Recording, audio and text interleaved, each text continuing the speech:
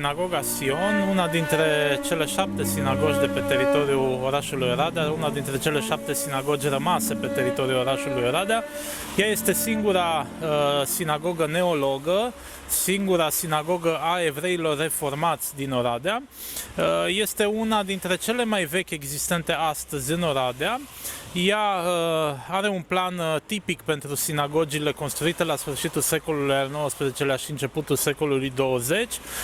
Un plan în care la nivelul parterului este distribuită zona exclusiv a bărbaților, în timp ce etajul este destinat exclusiv femeilor. Clădirea împrumută ca limbaj arhitectural elemente din specificul arhitecturii maure, atât la interior cât și la exterior. Discutăm despre forma cupolei, forma ferestrelor de pe fațadele principale, dar mai ales la interior, acolo unde întreaga suprafață parietală interioară, întregii pereți sunt acoperiți cu această pictură de inspirație maură. Este fascinantă cupola acestei sinagogi, ceea ce putem noi ca simpli observatori de pe stradă să remarcăm la frumusețea acestei cupole este faptul că ea împrumută, așa cum spuneam, aceste elemente de limbaj de influență maură, însă spectaculos este modul în care ea este construită din punct de vedere structural, în sensul în care tavanul acestei cupole este de fapt mult mai jos decât ceea ce vedem noi de pe stradă. Există un gol de aproximativ 5 metri liber între tavanul cupolei și suprafața exterioară a acesteia, fapt care dovedește dedicarea acestei comunități, desigur și potența ei financiară în a realiza obiective reprezentative și memorabile pentru comunitate. Pe lângă acest lucru este desigur de subliniat și sistemul structural prin care eforturile sunt transmise dinspre boltă, dinspre cupolă, către fundațiile clădirii. Avem de-a face cu un așa numit careu de aur format din 4 arce din cărămidă, de deschideri impresionante pentru vremea respectivă. Discutăm de deschideri de până la 10 metri, fapt care realizat sau coroborat cu materialul din care sunt construite aceste arce, respectiv din cărămidă, este cu adevărat remarcabil pentru perioada respectivă. Construită în 1878, clădirea reprezintă un moment de cotitură în viața comunității evreiești.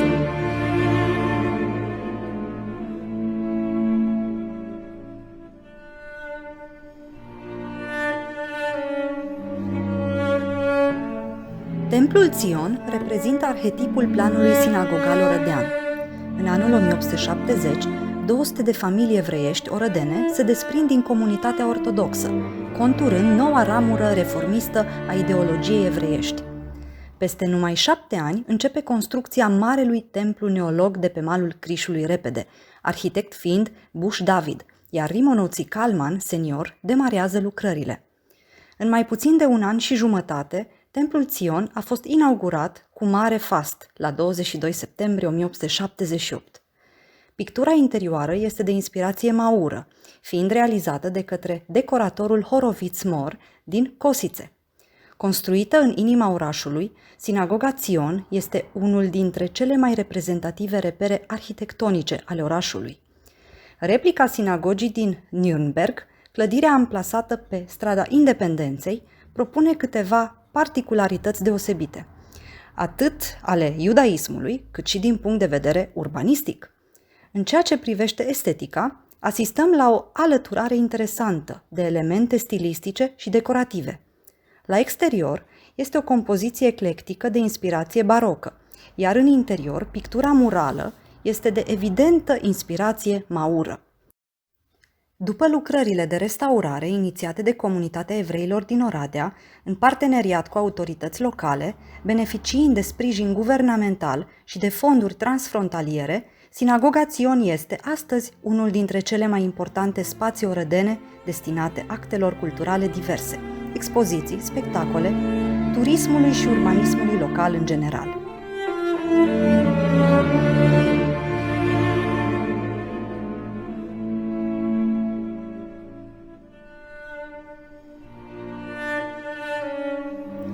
Sinagoga Ahvas Rain a fost construită de Beilov Weiman în perioada 1927-1928, după un plan al arhitectului Istvan Pinter. Pe acel așezământ exista în 1870 o casă mică de rugăciune a comunității evreiești de rit ortodox. Această comunitate era foarte preocupată și de operele de binefacere, astfel luând ființă numeroase instituții de întrajutorare, una dintre ele fiind Hebra Habat Raim, de unde provine și numele acestei sinagogi. Din punct de vedere arhitectural, sinagoga surprinde trăsături ale barocului transilvanean și neoclasicismul est-european din timpul Imperiului Austro-Ungar.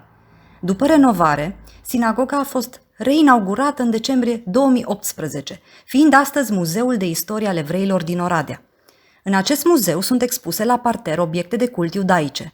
De asemenea, sunt prezentate personalități evreiești orădene, portrete ale unor importanți rabini. Etajul este dedicat memoriei victimelor Holocaustului. Vizitatorii pot citi informații despre Tereza Moses, supraviețuitoare a lagărului de la Auschwitz. În această secțiune este prezentat jurnalul Evei Haiman, o foarte tânără fată care a pierit în Shoah, intitulat Am trăit atât de puțin. O mare încărcătură emoțională este dată de numele celor care au fost uciși în lagărele naziste, inscripționate pe pereți.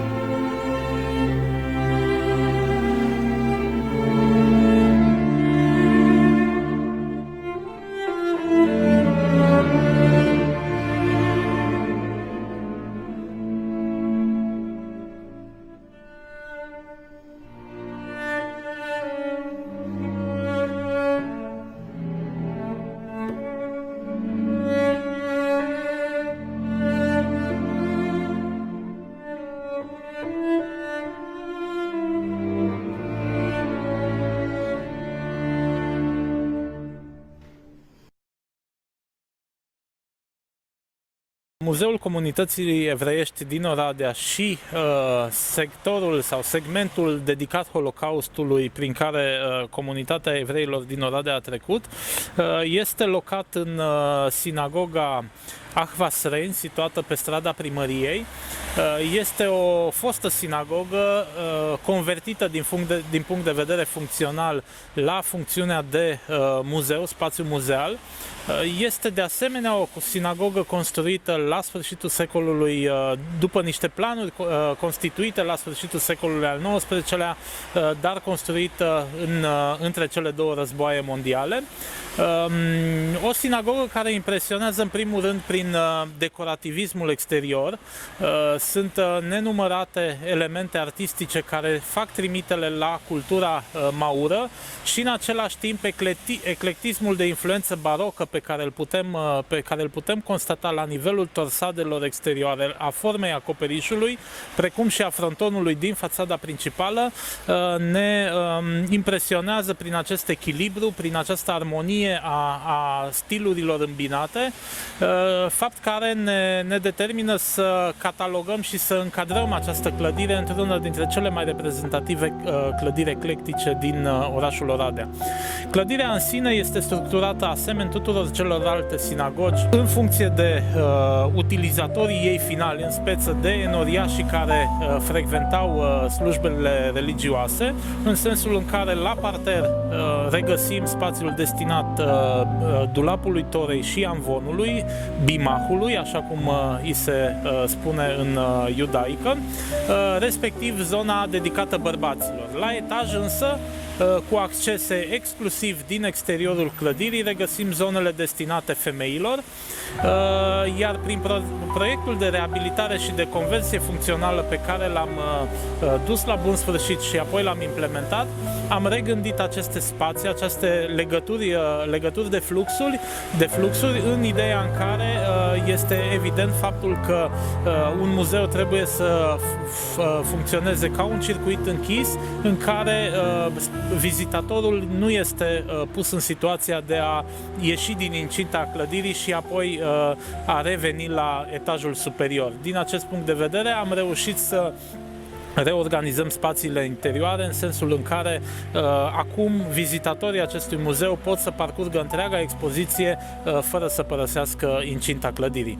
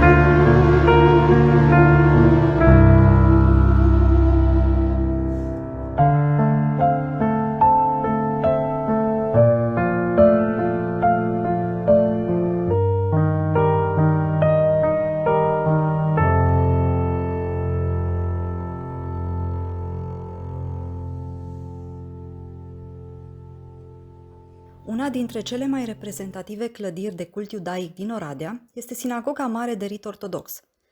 În aceasta se oficiază serviciile divine zilnice ale comunității evreilor din Oradea, se celebrează sărbători sau se organizează alte evenimente.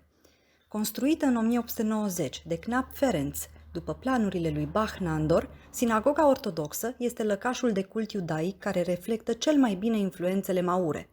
Ea are o capacitate de 1050 de locuri, 600 dintre ele fiind destinate bărbaților. De o unitate stilistică remarcabilă, acest edificiu este arhetipul sinagogii ortodoxe. Adevărata capodoperă arhitecturală se regăsește în incinta sălii de procesiuni. Organizată central, în jurul celor două puncte de interes, Aron Codeșul și Bima, întreaga configurație a spațiului transmite senzația unei ambianțe calde, scăldată în lumina filtrată de superbele vitralii. La interior se remarcă în mod evident pictura de factură exotică deosebit de expresivă. Tonurile de albastru și galben auriu sunt foarte prezente și creează un efect vizual aparte. De altfel, tendința de preluare a elementelor maure le regăsim și în trimiterile clare către imaginea templului lui Solomon. Sinagoga a trecut printr-un amplu proces de restaurare și renovare, inițiat de comunitatea evreilor din Oradea și de președintele ei, domnul inginer Felix Koppelman. Acesta s-a realizat cu sprijinul autorităților locale și centrale, prin accesarea de fonduri europene și ambasadoriale, dar și prin contribuția a numeroși sponsori din România și din lume. La reinaugurarea din 3 septembrie 2018 au asistat sute de personalități din țara noastră, Israel, Ungaria și din alte țări.